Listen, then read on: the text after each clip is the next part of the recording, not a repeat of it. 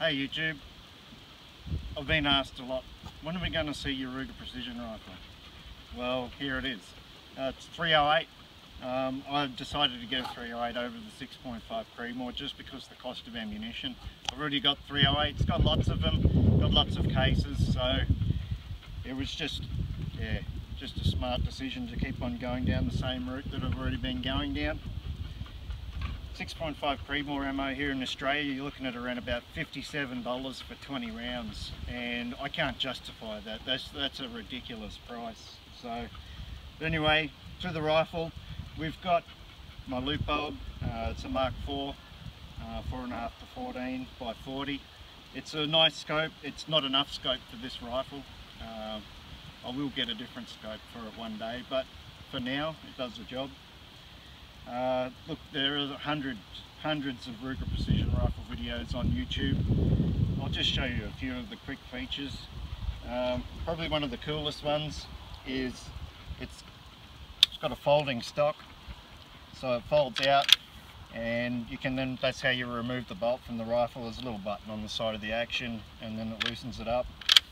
And then, so if you wanted to store it, or you had a small case that was thick enough to store it while it's folded, that's all good. You know, fully adjustable cheek riser and adjustable for the length of pull. Runs an AR-15 buffer tube, so you can pull this one off and run any mag pull or whatever accessory you want on the back. Takes the mag pull P mags. These are the SR25 mags. It also, so these are a side latching mag. This rifle will also have, we can also use the Accuracy International magazines as well. So there's a lot of flexibility. I don't think there's too many rifle manufacturers doing it. So it's just a simple bolt action rifle, and it's got an AR-15 style safety catch on it, and I believe you can actually reverse it. So if you're a left-hander, well, you can actually move the safety onto that side. It's got a muzzle brake, which is good, reduces the recoil on the rifle a hell of a lot. These are actually quite heavy, so it's not the kind of rifle that I'd want to go, you know, trekking up and down mountains with. But, you know, I suppose if you had nothing else, you could. So let's stop talking about it, we'll fire some shots. So I've got 20 rounds here, and I've got a paper target down range, and yeah, we'll take a few shots and see how we go with it.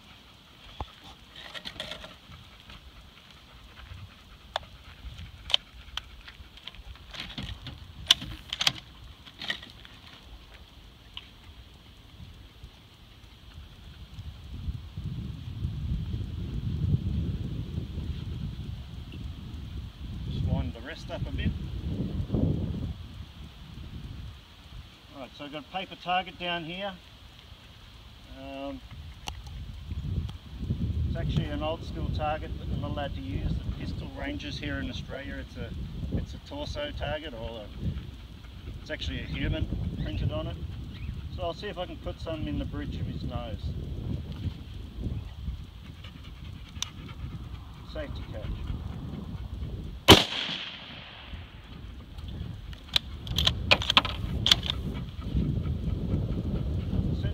Hole in his head.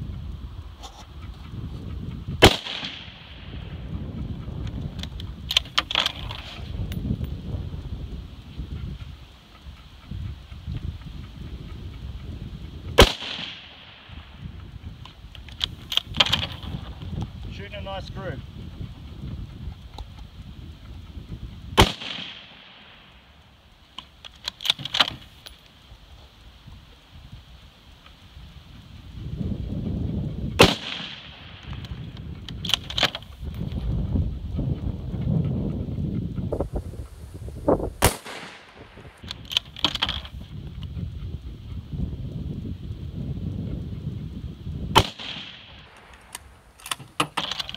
The trigger is lovely on this. It's the best factory trigger that I've ever had in any of my rifles.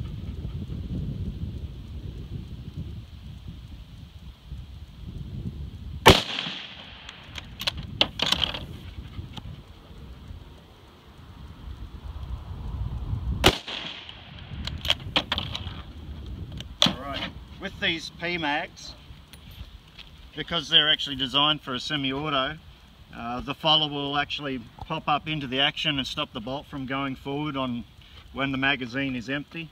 So you don't actually have to remember how many you've shot. The bolt just won't close. So it's a pretty handy feature if you're, let's just say you're out hunting or whatnot. At the range it's a bit of an issue, especially if you like single loading, so for like say an F-class match, something like that. But that's when you can slot in an Accuracy International style mag and you won't have those issues. Put some more down range.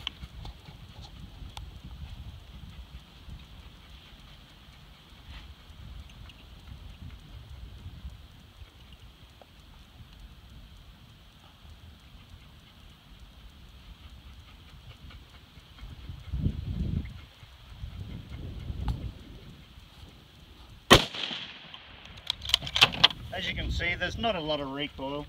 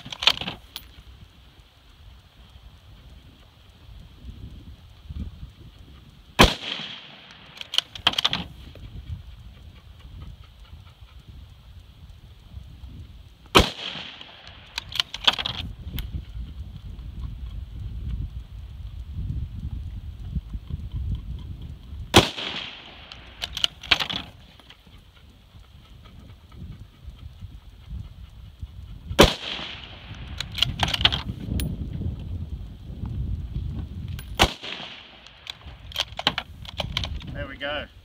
Won't push forward on that empty magazine.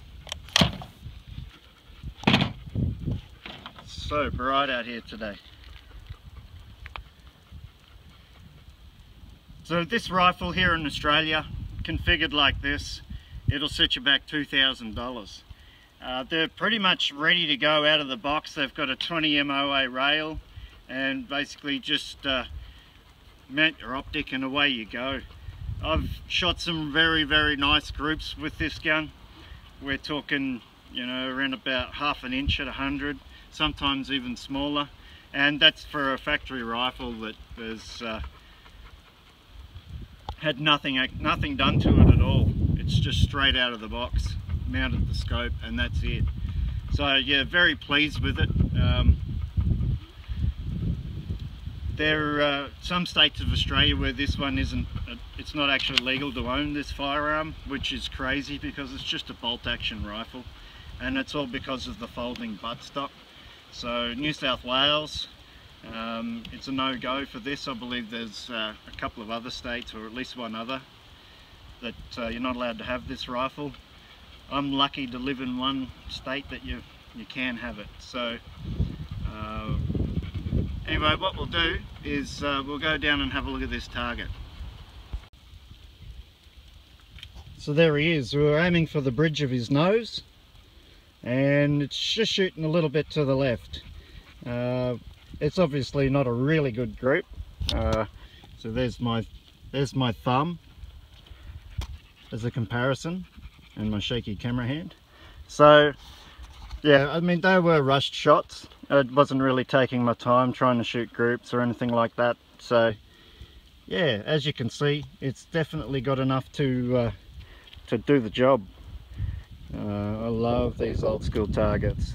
I'm not allowed to use them anymore here in Australia at pistol clubs and ranges, so, but this being my own range, I can do what I like. Cool, we'll go back up and we'll talk a bit more about the gun. So in closing, would I recommend this rifle? Hell yes. It's a hell of a lot of fun. They're extremely accurate. They look great, and you know, they certainly perform the function that they're designed to do. I will probably shoot some F-class with this rifle. It will be a lot of fun. and I'll see if I can keep up with the 6.5 Creedmoors. So, you know, there are other calibers available other than 308 and 6.5. You can get them in a 223 and also a 243. I couldn't see the point in buying one in a 223, and they don't have a fast enough twist out of the factory to start running, you know, your 80 and 90 grain projectiles. So, which is what you want from a precision rifle. You want to be able to shoot those heavier bullets at a longer range. So yeah, I hope you enjoyed the video, and I'll make another one soon.